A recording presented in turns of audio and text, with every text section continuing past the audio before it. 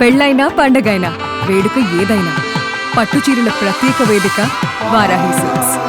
ఎలా అనిపిస్తుంది? రీసెంట్ గా విశ్వంబర గ్లిమ్స్ రిలీజ్ అయింది, మీకు ఎట్లా అనిపిస్తుంది చూసేసరి? 1 అవర్ బ్యాకే చూసాము, క్రేజీ ఉంది. నాకు అసలు ఆ విఎఫ్ఎక్స్ పొద్దునే బాస్ చెప్పిన వీడియో ఒకటి చూశాను. విఎఫ్ఎక్స్ కష్టపడుతున్నారు టీం అందరూ, సమ్మర్కి వచ్చేస్తున్నాం అన్నారు. ఇది చూసిన తర్వాత వెయిట్ వర్త్ అనిపిస్తుంది నాకైతే. విశ్వంబరకి మన worth waiting.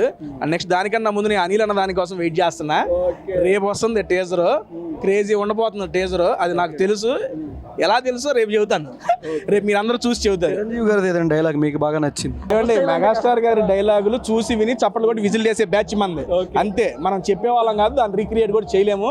Once again megastar గారికి నా తరపున many more happy returns of the day అన్నయ్య. ఇలాంటి బర్త్డే మీరు ఎన్నో చేసుకోవాలి. Thank you so much. Stalin movie కాక ఇంకే మూవీ రిలీజ్ అయితే బెటర్ అనుకుంటున్నారు మెగాస్టార్ గారు? స్టాలిన్ మూవీ కాకుండా రేపు రిలీజ్ అవుతుంది, ఇంకా ఏ మూవీ అయితే బెటర్ అనుకుంటున్నారు? ఆయన అన్నగారి మూవీస్ లో Indra one of the best.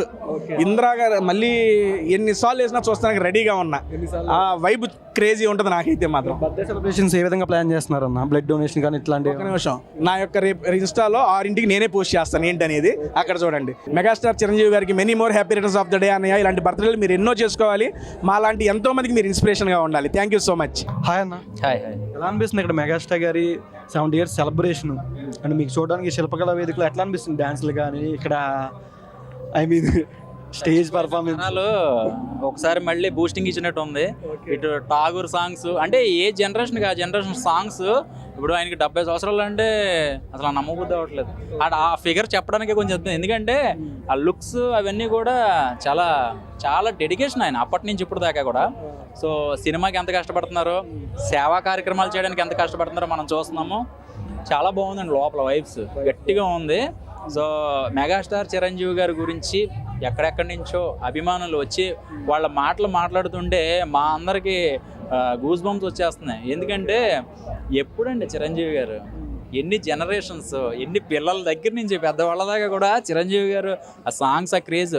అంటే ఇప్పుడున్న టెక్నాలజీ, ఇప్పుడున్న సోషల్ మీడియాకి ఇలా ఉందంటే మరొక 40 సంవత్సరాలు వెనక్కి వెళ్ళి అప్పుడే సోషల్ మీడియా ఉంటుంటే చిరంజీవి గారు అదే ఏదైనా మ్యాచ్ చేయడం కష్టం. సో కష్టపడి పైకి వచ్చిన ఆయన ఎంతమందికి దారి చూపించారో, ఎంతమందికి రూట్లు వేశారో అన్నీ చూస్తున్నాము. సో ఓవరాల్గా చిరంజీవి గారు అనే వ్యక్తి ఒక హీరోగే కాదు, ఒక సహాయం చేయడంలో కూడా ముందున్నారు. ఆయన చూసి చాలామంది స్టాలిన్ సినిమాలో అన్నట్టుగా ముగ్గురికి సహాయం చేయండి, ఆ ముగ్గురు ఇంకొక ముగ్గురు సహాయం చేయండి అన్నారు కదా.